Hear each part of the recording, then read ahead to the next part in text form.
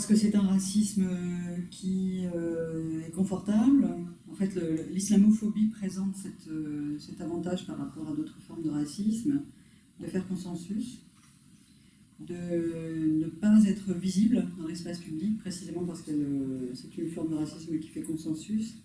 et parce que ça permet de recycler toute une série de racismes antérieurs qui soit sont devenus des tabous et sont devenus impossibles à exprimer, par exemple l'antisémitisme, qui typiquement a été recyclé sous la forme de l'islamophobie, soit sont considérés comme tombant sous le coup d'une forme de criminalisation plus ou moins explicite, notamment le racisme anti-arabe, par exemple, qui pendant très longtemps s'est exprimé de façon complètement débridée, sans jamais susciter aucune forme de réprobation, et qui commence à être considéré comme un peu problématique. Donc l'islamophobie offre justement ce cadre d'expression consensuelle, voire même une expression qui serait en fait beaucoup plus attendue en quelque sorte, hein, puisque en fait l'islamophobie c'est aussi une forme d'expression du patriotisme. C'est ce que j'appelle un racisme vertueux, c'est-à-dire non seulement un racisme qui est accepté, mais qui est en quelque sorte attendu comme une expression de la loyauté à l'égard, par exemple, de ce qu'on appelle les valeurs de la République. C'est d'ailleurs pour cela que très souvent ce racisme-là soit est nié dans son expression, soit est minimisé dans sa portée, dans ses conséquences et dans son caractère éminemment violent et dans ses conséquences pratiques, notamment à travers, par exemple, le fait de légitimer des formes de discrimination.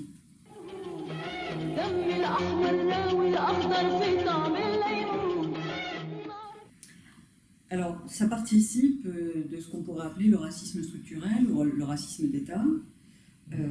Ça se traduit donc à la fois par des pratiques et par des discours. Et donc, on peut dire que dans une large mesure, c'est une forme de racisme qui est complètement diffus, qui est complètement métabolisé dans les pratiques sociales, dans les représentations, qui se traduit par l'activation de stéréotypes que personne ne vient contester, avec une imagerie, une iconographie hein, qui est réactivée, les barbus, les femmes voilées, qui, en fait, à travers sa réactivation, est tout de suite opératoire. C'est-à-dire que ce sont des signifiants, ce sont des mots-clés, c'est une grammaire qui fonctionne de façon quasi mécanique et qui est donc activable par n'importe qui, sans souvent susciter aucune forme de réprobation ou de résistance. Donc c'est à la fois quelque chose qui est diffus dans la société dans son ensemble, et qui va être aussi présent dans des pratiques institutionnalisées, le refus de naturalisation, par exemple, hein, dont on sait qu'il peut être parfaitement appuyé sur ce qu'on appelle un défaut d'intégration, qui aura à voir avec le port du voile, avec une religiosité musulmane trop explicite ou trop visible. Donc ça irrigue et ça diffuse dans l'ensemble de la société aujourd'hui, à tel point d'ailleurs que, effectivement, ça fait partie du référentiel de politique publique, quasiment. Et puis il y a aussi des acteurs politiques et les acteurs, on pourrait dire les relais d'opinion qui pratiquent l'islamophobie soit de façon délibérée, soit en prétendant l'ignorer, soit en l'ignorant, c'est-à-dire à leur insu. On peut leur accorder peut-être le bénéfice du doute, mais ce qui est sûr, c'est que même lorsque l'islamophobie est pratiquée à son insu, elle a bien des effets tangibles.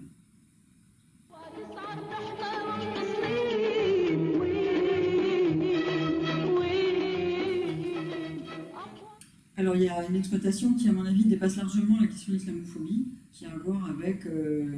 la montée en puissance d'un État policier, d'une forme de régime autoritaire,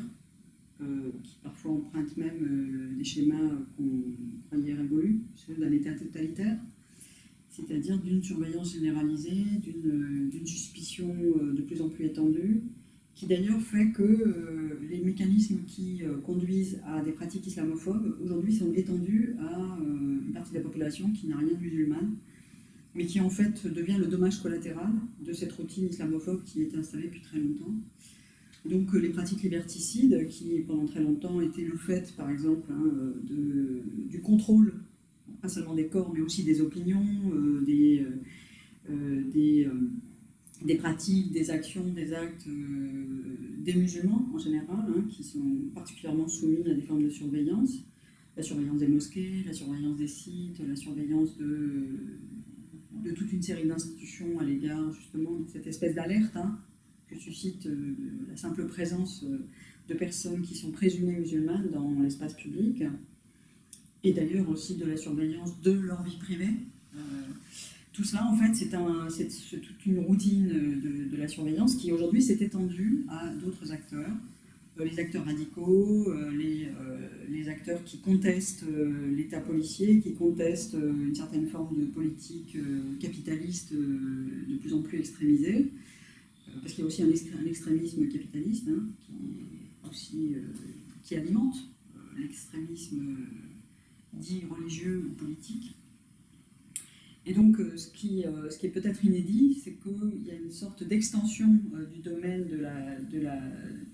la politique de sécurité, de la politique de la peur, qui aujourd'hui va affecter de larges pans de la société française qui jusqu'alors se pensaient épargnés par des pratiques qui sont celles de la violence d'État.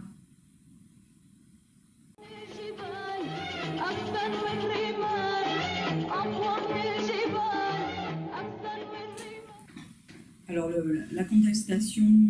les mouvements de contestation peuvent effectivement, un peu comme je viens de l'expliquer, peuvent être affectés par cette sorte de politique raciste qui vise spécifiquement les musulmans ou les présumés musulmans.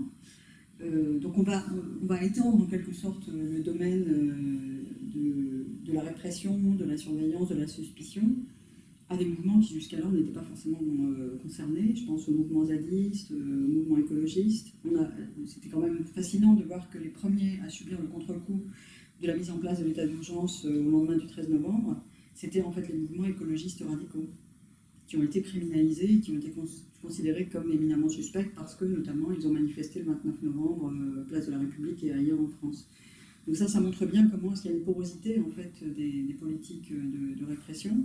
qui, du champ de l'antiterrorisme, pour le dire dans les termes de l'État qui promeut ce type de politique, en fait, essaime du côté de la contestation, de la légitimité de certaines luttes, notamment écologistes radicales.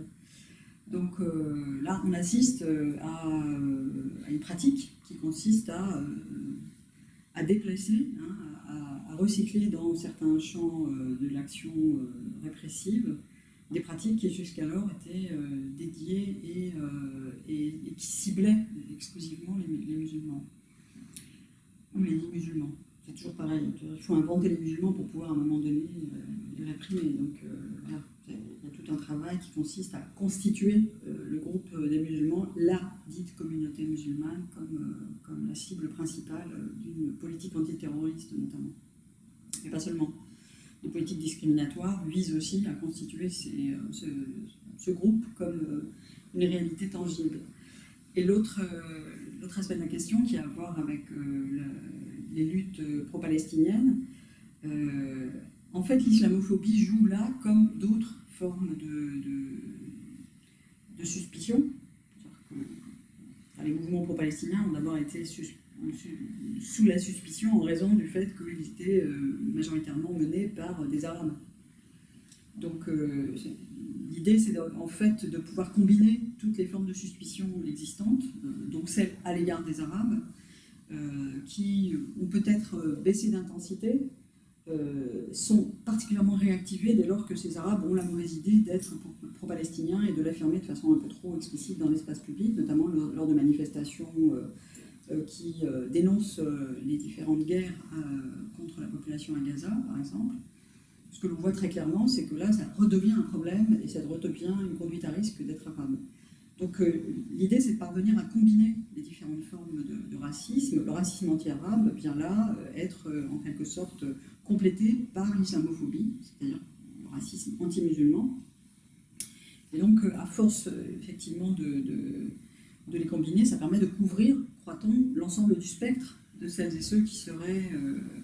des militants pro-palestiniens. Sauf que ce que l'on oublie, c'est qu'il n'y a pas que les Arabes et les musulmans qui sont pro-palestiniens, et que beaucoup de personnes qui aujourd'hui adhèrent, par exemple, à la campagne BDS, sont des personnes qui ne sont pas liées ethniquement, donc qui n'ont pas une ethnicité qu'on pourrait tout de suite et mécaniquement référer au peuple palestinien. Donc c'est là où le problème se pose, en fait, c'est qu'il semble bien, même si la résistance aux côtés du peuple palestinien est particulièrement affaiblie aujourd'hui en raison des politiques de la peur qui se veulent des politiques antiterroristes, il y a bien en fait une extension du soutien à la cause palestinienne qui excède largement aujourd'hui ceux qui tombent sous le coup du racisme anti-arabe et de l'islamophobie.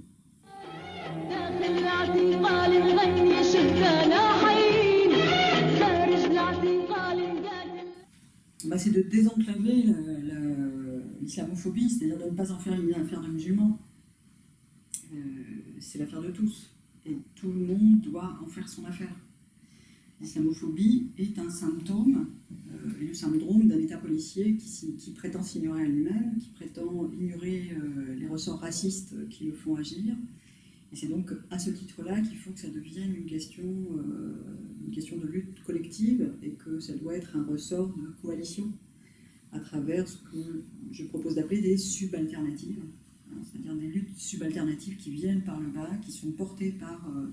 des collectifs de plus en plus vastes, qui comprennent bien qu'il faut à un moment donné converger sur la lutte contre l'islamophobie parce qu'elle est symptomatique, elle est emblématique en fait d'une tentative, d'un subterfuge qui consiste à légitimer des politiques d'État racistes au prétexte que les musulmans seraient devenus une véritable menace pour les sociétés occidentales et notamment pour la France. Donc ça n'est pas une affaire spécifique, ça n'est pas une question particulière, c'est une question générale. C'est un enjeu collectif qui aujourd'hui doit être pris en charge par l'ensemble des mouvements qui prétendent lutter pour des formes d'égalité, lutter contre les inégalités, contre une forme de colonisation interne qui s'est largement installée, notamment à la périphérie et dans les quartiers populaires. S'il s'agit aujourd'hui de constituer des enjeux de lutte communs, l'islamophobie en constitue un des éléments centraux.